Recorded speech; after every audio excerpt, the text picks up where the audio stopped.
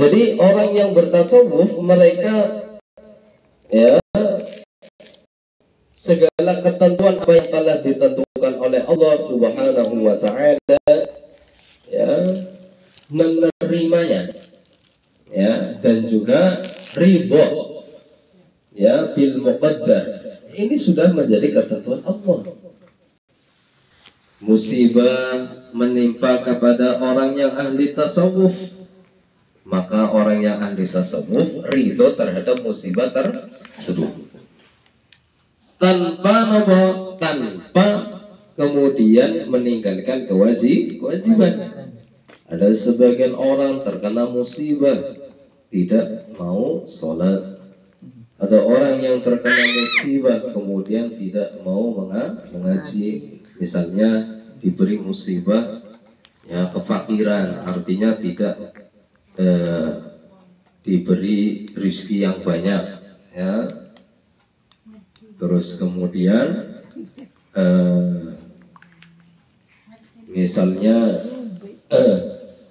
diberi musibah secara fisik ya.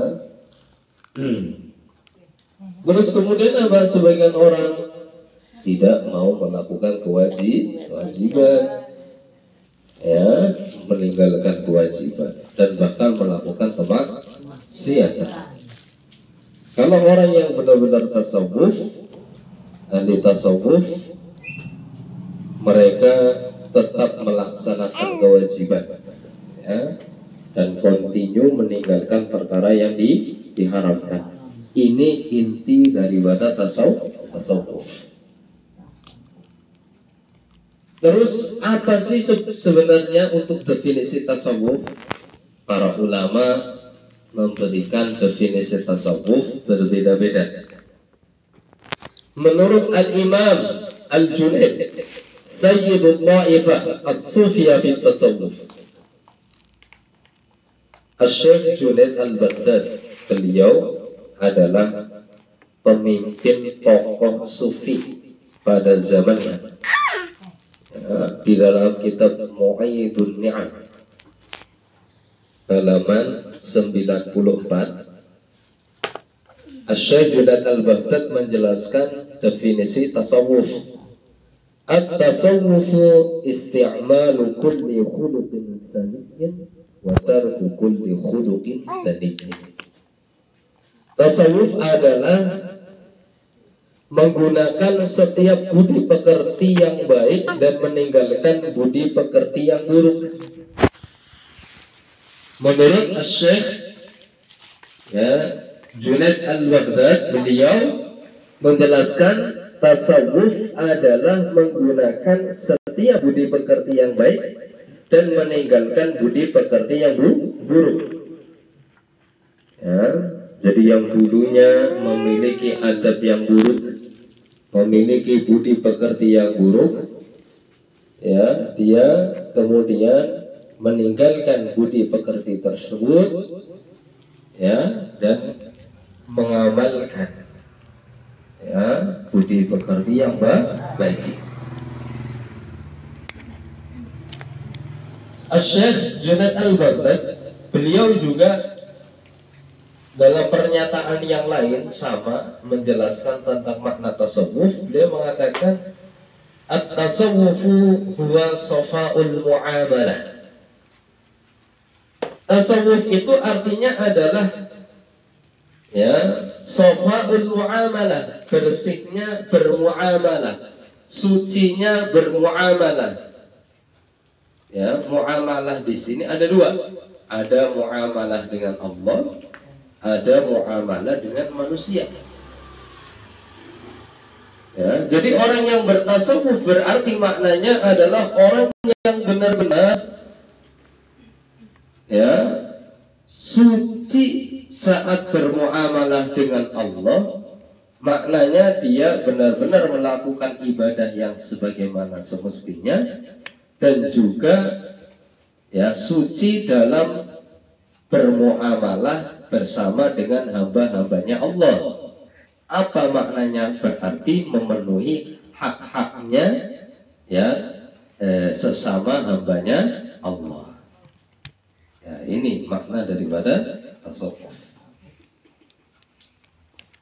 Waqala Abu Bakar Asy-Syibli, ya, dalam kitab Mu'idun Ni'am juga Abu Bakar Asy-Syibli dia mengatakan, menjelaskan makna definisi tasawuf, at-tasawuf dhabtu hawasika wa mura'atu anfasika. Tasawuf itu adalah menjaga panca indera kamu dan juga menjaga nafas-nafasmu. Ya, panca indera itu apa saja ya anggota tubuh kita ini dijaga dari perkara-perkara yang diharamkan di dalam syariat. Ya, nafas, ya, kita kan yang namanya nafas ya, menghirup. Orang hidup kan disebabkan karena diantaranya bisa bernafas. Berarti apa? Ya, menjaga nafas artinya apa? Menjaga nafas dari melakukan kemaksiatan. Ya. Ada pendapat yang lain tentang masalah makna tasawuf. Al-Imam Abu Ali Ar-Ruzabari, beliau ditanya tentang as-sufi. Sebenarnya sufi itu siapa? Ya, apakah orang yang pakaiannya compang-camping disebut sufi? Apakah orang yang pakai pecinya abang-abang disebut sufi? Apakah orang yang pakaiannya seperti orang gila disebut sufi? Ya, jangan-jangan sufi ya, suka film India. Nah, Abu Ali Ar-Ruzabari, beliau ketika ditanya tentang siapa sufi, beliau menjawab, man labisa sufa ala safa wa kanatid dunya minhu ala al-qafa wa salaka minhajal Mustafa sallallahu alaihi wasallam. Sufi itu adalah orang yang memakai wol. Ya, tahu wol, baju yang terbuat dari kulit atau bulu, ya, terbuat dari bulu domba. Maknanya apa? Sederhana. Terus kemudian apa? Alas sofa, orang yang memakai baju wol alas sofa, dengan ya, dengan apa? Dengan bermuamalah yang halal, dengan cara yang halal. Kanatid dunya minhu 'alal qafa, dan adanya dunia bagi orang sufi itu di belakang qafa, di belakang tengkuk kepalanya. Artinya berarti apa? Kalau dunia berada di tengkuk kepalanya, ya, artinya tidak memperdulikan dengan dunia. Maknanya hatinya tidak ketergantungan dengan dunia. Walaupun memiliki uang yang banyak, tetap hatinya tidak ketergantungan dengan dunia. Ini sufi. Wasalaka minhajal Mustafa sallallahu alaihi wasallam, dan meniti, ya, jalannya Rasulullah sallallahu alaihi wasallam. Jadi yang namanya sufi, ya, sufi. Nah, sufi. Siapa? Sufi. Orang yang memakai wol, artinya orangnya sederhana. Ala sofa, artinya ketika bermuamalah pasti dengan cara yang halal. Ya, misalnya jual beli pasti tidak akan menipu orang, ya, tidak akan memanipulasi orang, ya. Dan kedudukan dunia bagi orang yang sufi apa? Diletakkan di belakang tengkuknya, tengkuk kepalanya. Artinya apa? Ya, artinya dunia bagi orang yang sufi itu tidak berarti. Karena apa? Hatinya tidak ketergantungan dengan duniawi sama sekali. Atau disebut istilahnya apa? Orang yang zuhud. Orang yang zuhud. Kata Al-Imam Al-Ghazali dalam kitab Ihya, yang namanya zuhud itu ya tidak harus memiliki harta. Ya, misalnya harus dalam keadaan fakir sampai tidak punya rumah, bahkan misalnya bajunya cuma satu, berarti itu zuhud. Makna zuhud tidak seperti itu. Ya, makna zuhud bukan berarti bajunya harus yang misalnya baju putih sudah kuning-kuningan, misalnya baju sudah berwarna merah, ya. Terus sarung sih wis bolong-bolong. Makna zuhud tidak harus seperti itu.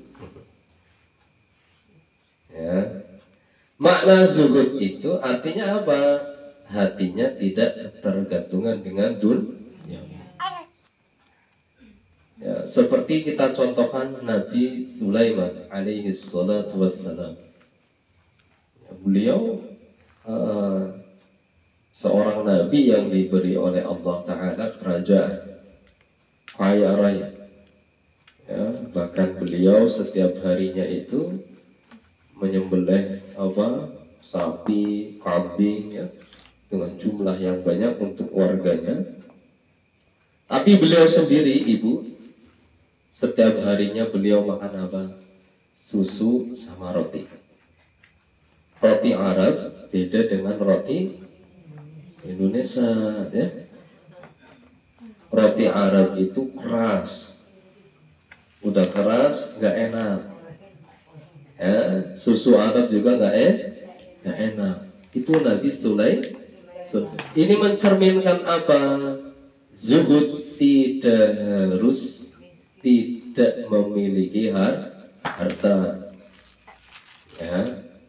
Malah terkadang yang sangat bahaya adalah orang menggunakan pakaian-pakaian sopan camping, misalnya anak ustadz atau kiai. Pakaiannya apa? Yang gak bagus-bagus, tapi dalam hatinya dia niat supaya manusia memandang dia adalah orang yang ini justru bahaya. Menggunakan pakaian-pakaian yang sederhana tapi supaya ingin dipuji oleh orang lain bahwasanya dirinya adalah orang yang zuhud misalnya. Ini justru berbahaya, tidak boleh. Ya. Jadi tidak dibuat-buat zuhud. Ya kan? Zuhud itu tidak dibuat-buat, artinya tidak dijadikan pura-pura. Memang hatinya tidak ketergantungan dengan dunia. Nah, pertanyaannya, prosesnya gimana? Supaya sampai makan itu derajat motor. Biasanya kalau yang sudah sepuh-sepuh kan ya gampang ya prosesnya ya. Cara berpikirlah, ya umurnya wis, apa pikirin dunia? Kan lebih enak kok kalau jenengan. Kalau kayak saya ini, pikirannya masih kemana-mana kan? Tapi bukan berarti kemudian tidak menjadi orang yang zuhud. Awalul qasidina ilallah wa az-zuhud. Syarat mutlak pertama kali untuk menjadi wali, menjadi kekasihnya Allah adalah zuhud. Kiai-kiai kita dulu orangnya zuhud. Ya. Kiai-kiai kita dulu itu luar biasa, sehingga Islam itu sampai kepada kita di antaranya karena kiai-kiai kita dulu itu memiliki sifat zuhud. Ya. Jadi wa kanatid dunya minhu 'alal qafa.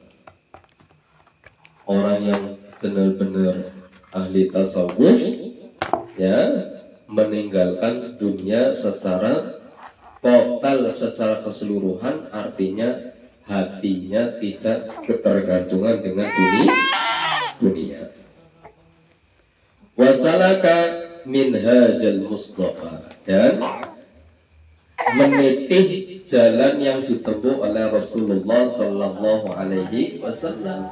Artinya orang yang ahli tasawuf atau sufi, akidahnya ahlus sunnah wal jamaah. Hukum-hukum ya yang diamalkan adalah hukum-hukum yang bersumber dari Rasulullah Sallallahu Alaihi Wasallam, mulai bab wudu, bab sholat, bab zakat, bab puasa, hingga sampai bab haji dan yang lain-lainnya, itu mengikuti hukum yang berjalur dari Rasulullah Sallallahu Alaihi Wasallam. Inilah orang yang benar-benar ahli tasawuf. Jadi kalau ada orang mengaku-ngaku dirinya adalah ahli tasawuf, pakai udeng-udeng besar, pakai jubahnya gede besar, ya, misalnya, tetapi ya hatinya masih ketergantungan dengan dunia, maka dia adalah sesungguhnya sufi gaduh. Kalau ternyata ucapan dan perilaku serta keyakinan yang menyimpang daripada apa yang telah diajarkan oleh Rasulullah Sallallahu Alaihi Wasallam, maka ini jelas sufi gaduh. Paham? Al-Imam Sahl ibnu Abdillah At-Tustari, ya, dalam kitab At-Ta'arruf halaman 19 ditanya tentang as-sufi. Fa'ajaba Al-Imam Sahl ibnu Abdillah At-Tustari menjawab, sufi adalah man sofa 'alal kadar, orang yang bersih dari kotoran. Artinya baik aspek lahiriah maupun aspek batiniyah benar-benar suci, benar-benar menjaga kewajiban, meninggalkan perkara-perkara yang haram. Ya, kan ada perbuatan lahiriah, ada perbuatan apa? Lahiriah. Perbuatan lahiriah itu perbuatan yang nampak, seperti tangan, gerakan tangan, mata, lisan, ya kan, telinga, kemudian kaki. Kan ada yang namanya maksiat mata, ada maksiat telinga, ada maksiat lisan, ada maksiat tangan, ada maksiat perut, ada maksiat kaki. Orang yang sufi, benar-benar sufi, dia menjaga aspek lahiriah. Jadi tangannya tidak melakukan maksiat, telinganya tidak mendengarkan kemaksiatan, lisannya tidak mengucapkan kemaksiatan, kakinya tidak dilangkahkan untuk kemaksiatan, matanya tidak memandang pandangan yang dilarang oleh Allah Subhanahu wa Ta'ala. Dan juga memperbaiki, mensucikan aspek batiniyah. Apa? Qalbunya, hatinya, keyakinannya ahlus sunnah wal jamaah, beriman kepada Allah dan Rasulnya dengan benar. Hatinya dibersihkan dari sifat dengki, hatinya dibersihkan dari riya, ya, hatinya bersih dari ta'ajub atau ujub, bukan ta'ajub, ujub dan sebagainya, dan penyakit-penyakit hati yang lainnya. Jadi sufi, kata Al-Imam Sahl ibnu Abdillah, man sofa 'alal kadar, orang yang benar-benar suci dari kotoran, suci dari kemaksiatan, wamtala'a minal fikr, dan memperbanyak tafakkur. Tahu tafakkur, Ibu? Bahasa kasarnya apa? Mikiro. Memperbanyak tafakkur, dipenuhi dengan tafakkur.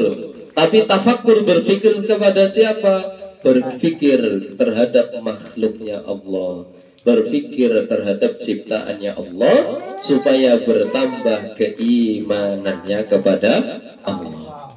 Sebagaimana yang dikatakan oleh Abdullah bin Abbas, ya, seorang sahabat Rasulullah Sallallahu Alaihi Wasallam yang dijuluki dengan tarjuman Al-Quran. Beliau mengatakan, tafakkaru fi khalqillah wa la tafakkaru fi zatillah. Berpikirlah tentang makhluk-makhluknya Allah. Tujuannya apa? Supaya bertambah keimanan. Orang yang sufi dia selalu bertafakur. Ya, Masya Allah, langit bisa berdiri tegak seperti itu walaupun tanpa tiang. Ya kan? Bayi di dalam perut ya, atau rahim seorang ibu tapi bisa bernafas, bisa makan dan bisa minum sampai menjadi besar. Nah, ini kan luar biasa. Tafakur. Ya, wastawa indahu dhahab wal madar. Sufi itu adalah orang yang apa? Emas dan debu baginya sama. Ini kalau secara letterleknya emas sama debu, bahannya ya. Apa yang dimaksud emas dan debu bagi orang yang sufi itu sama? Maksudnya, baik seorang sufi dalam keadaan kaya tetap melaksanakan kewajiban dan meninggalkan keharaman. Seorang sufi walaupun dalam keadaan miskin, dalam keadaan fakir, tetap continue melaksanakan kewajiban dan meninggalkan perkara-perkara yang diharapkan. Zahab, emas melambangkan kaya, madar, debu melambangkan miskin. Antara emas dan debu bagi orang yang sufi itu sama. Maksudnya, baik dalam keadaan kaya tetap menjaga kewajiban dan meninggalkan perkara yang haram. Ketika dalam keadaan miskin pun sama, tetap melaksanakan kewajiban dan meninggalkan perkara yang haram. Beda dengan orang-orang yang biasa, ya, pas miskin rajin ibadah supaya kaya, bersugih ratau jamaah, bahkan meninggalkan sholat. Ditanya kenapa kamu meninggalkan sholat? Sibuk kerja, ngurusi dunia, suka mati. Artinya apa? Beda makamnya seorang sufi dengan makamnya orang biasa kan? Kalau orang biasa itu malah ada yang kalau fakir, malah udah fakir, udah miskin, nggak mau sholat, ya, meninggalkan kewajiban. Yang kaya ya meninggalkan sholat karena disebabkan alasannya sibuk, tidak sempat. Padahal sholat 5 waktu hanya sebentar. Nah, cuma 5 menit, 10 menit ya. Kalau urusan kerja aja berjam-jam aja semangat, urusan sholat orang bodoh semangat, malah ninggalakan. Ya bahaya. Kalau orang yang sufi sejati, ya, ketika dalam keadaan kaya ya tetap istiqomah, ketika dalam keadaan miskin pun tetap istiqomah. Ya, saya walaupun bukan sufi tapi mengikuti tindak lampahnya orang-orang sufi. Dalam keadaan sehat tetap ngaji, dalam keadaan tidak sehat saya tetap ngaji. Ya, kalau tidak menjadi orang sufi setidaknya menempuh jalannya orang-orang sufi, ya.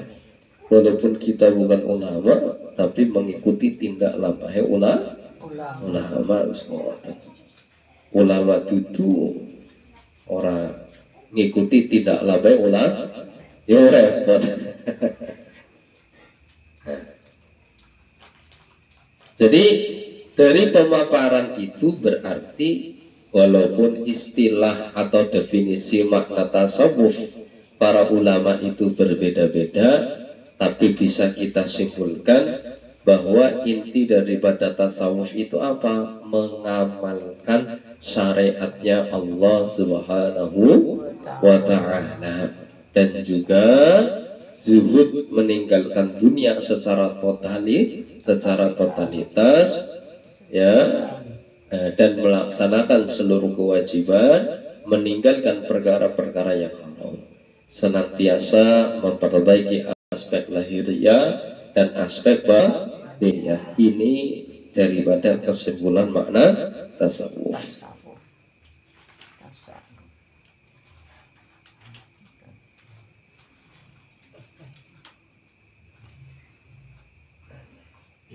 Jadi tasawuf itu berdasarkan Al-Quran dan hadis. Ada sebagian kelompok mengatakan ajaran tasawuf sesat. Ya, ini yang mengatakan tasawuf adalah ajaran sesat, ya tidak paham berarti. Tasawuf itu pondasinya apa? Dasarnya apa? Al-Quran dan hadis. Seperti yang dijelaskan oleh Syekh Junaid Al-Baghdad radhiyallahu anhu bahwa tariquna hadza mabutun bil kitab was sunnah. Jadi tariqahnya para ahli tasawuf adalah apa? Terikat ya, terbatasi dengan Al-Quran dan hadis. Idh tariqu ila Allah Ta'ala masdudun ala khalqihi illa ala al-muqtafina athar Rasulullah sallallahu alaihi wasallam. Karena jalan menuju ridhanya Allah Ta'ala itu akan terkunci ya atas makhluknya kecuali bagi makhluk Allah yang mengikuti ya apa yang diajarkan oleh Rasulullah sallallahu alaihi wasallam. Jadi intinya apa? Tasawuf itu dasarnya Al-Quran dan hadis, bukan ajaran sesat seperti yang disampaikan oleh sebagian kelompok mengatakan tasawuf itu ajaran sesat. Makanya tadi dari awal sudah disampaikan ada sufi gadungan. Kalau sufi gadungannya jelas sesat. Nah, sufi yang sejati mengamalkan dasar Al-Quran dan hadis. Ya.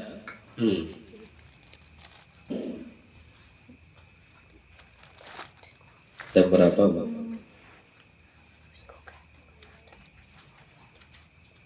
Jam 9. Jam 9 lebih 5 menit. Nah, ya cukup lah ya. Nyong ya wis kerasa lara kok. Ya, alhamdulillah guys bisa Ya wis kerasa ora penak ya. Jadi alhamdulillah bisa ngaji bab tasawuf ya. Jadi paham tentang tasawuf walaupun belum kabeh ya. Ya kita tutup dengan baca tahlil sama-sama. La ilaha illallah Allahumma salli ala sayyidina Muhammad wa ala alihi wa sahbihi wa sallim rabbi firli wal mu'minina wal mu'minat.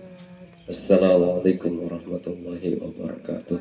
Waalaikumsalam warahmatullahi wabarakatuh.